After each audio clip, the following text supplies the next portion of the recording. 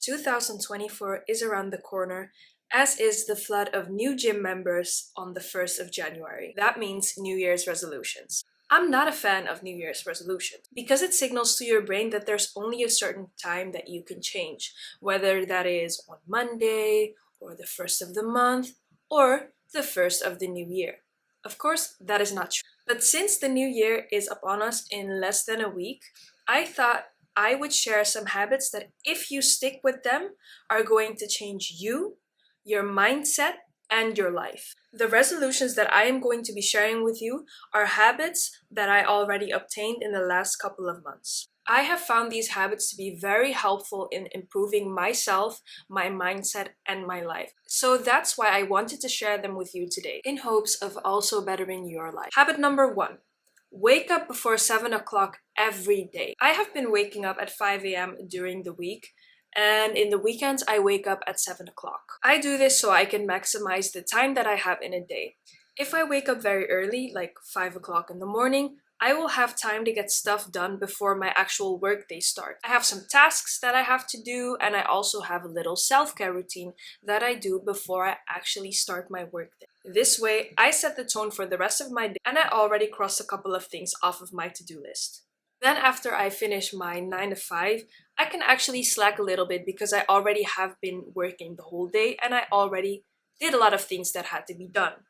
And this is great because we need the evenings to wind down to get ourselves ready to be waking up at 5 a.m. again the next morning. So in bed by 10. 2. Start your day with a meditation of at least 30 minutes. Starting your day with a meditation is also great for setting the tone of your day. But besides that, there's also another reason why it's best to meditate in the morning. When you just wake up, your brain is producing theta waves. Theta waves are brain waves that cause the brain to be more flexible and malleable. This plays a great part in emotional intelligence, creativity, and problem solving. It's especially great if you do a guided meditation in the morning because since your mind is easier to be primed, you can do future self meditations where you visualize your dream future self. You can visualize your goals with these meditations, especially when your brain is running on the theta brain waves. And last but not least, you will also be starting your day in a more relaxed state, making you less susceptible for the external stressors you will be facing throughout your day. 3. Daily yoga. After your meditation, you want to start your day with yoga.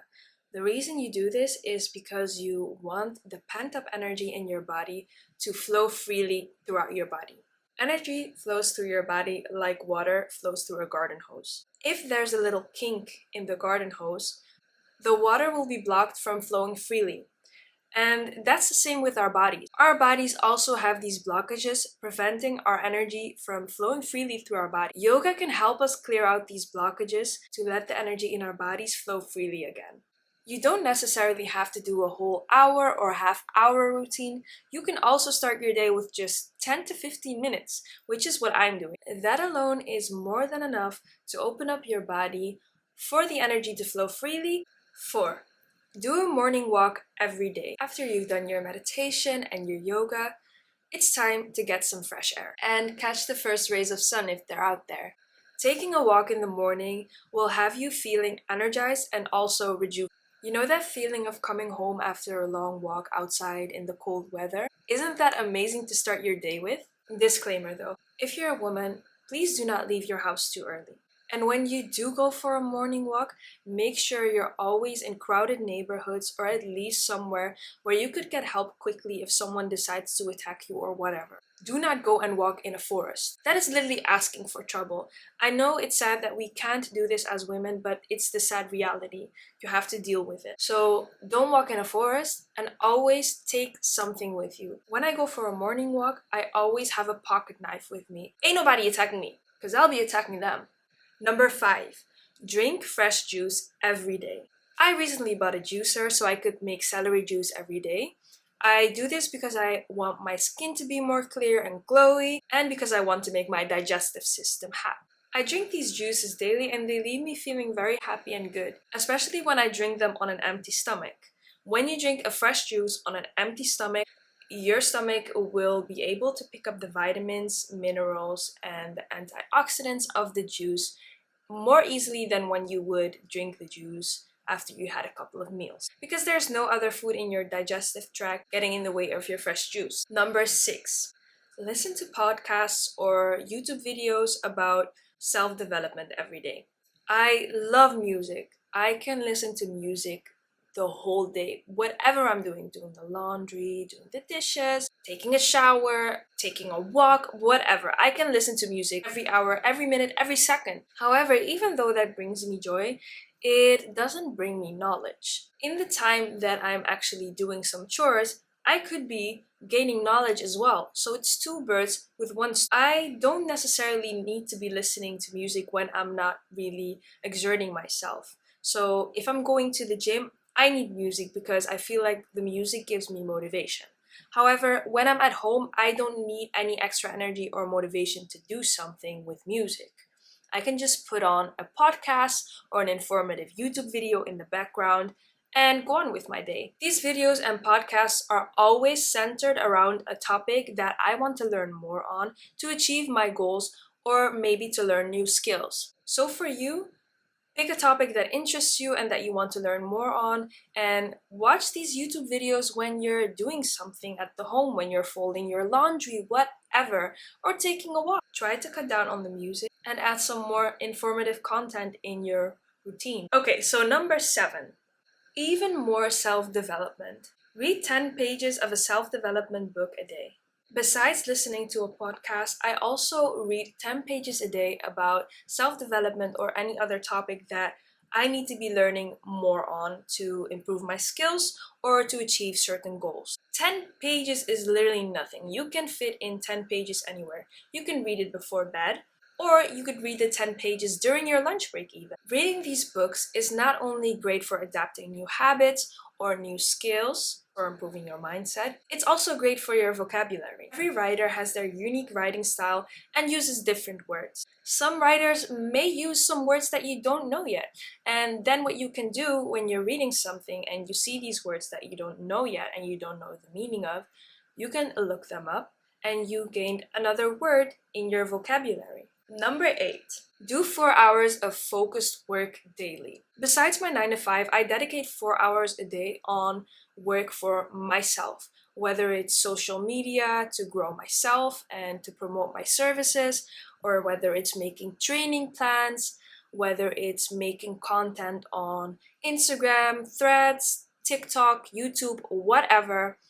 I make sure I have 4 hours a day that I dedicate to myself. During these 4 hours a day, I put my phone away so that I can completely focus on the task in front of me. This way, I can get done way more in a shorter amount of time because I don't have any distractions. Number 9, invest the same amount of money monthly. In the past, I have made stupid financial decisions, and I'm not one to say that I regret something, but I do know that that is not the way that I want to be continuing. So I have decided I have to invest a certain amount of money monthly so that I can set myself up for either financial freedom later or at least a generous retirement. Since I'm pretty young, I can still achieve those goals if I just invest smartly and also periodically, like monthly. If I were to be a little bit older, maybe it might have been a bit harder for me because there would be less time until my retirement, but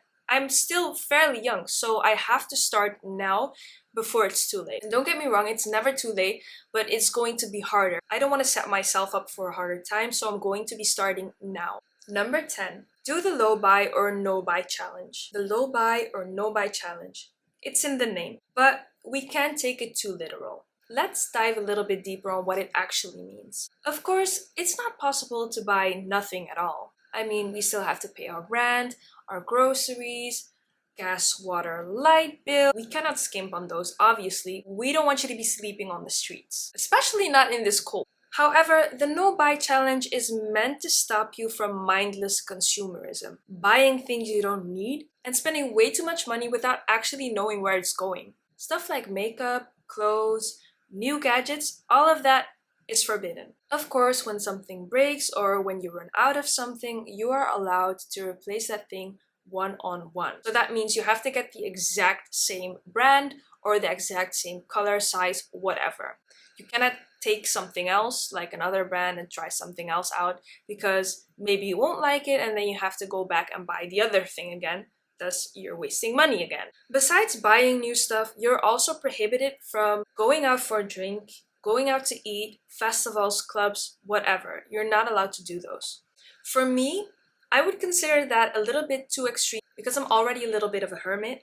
So I don't want to do that to myself. So I adapted the challenge a little bit. I am going to go for a drink once a week with a friend, and I'm going to eat out once a month max. This way, I still have a social life and I'm not limiting myself. These were the 10 habits that, if applied consistently, will change you, your mindset, and your life. If you came this far, let me know which habits you are going to apply in 2024 as a part of your New Year's resolutions. And if you have any other valuable habits that you want to share with me or the rest of the people that are watching, comment down below. I want to thank you sincerely for spending your precious time with me today. If you like the video, please like, share, and subscribe so you don't miss my next upload. And I want to wish you a very happy new year in advance with lots of love and a lot of abundance. See you next year. Bye!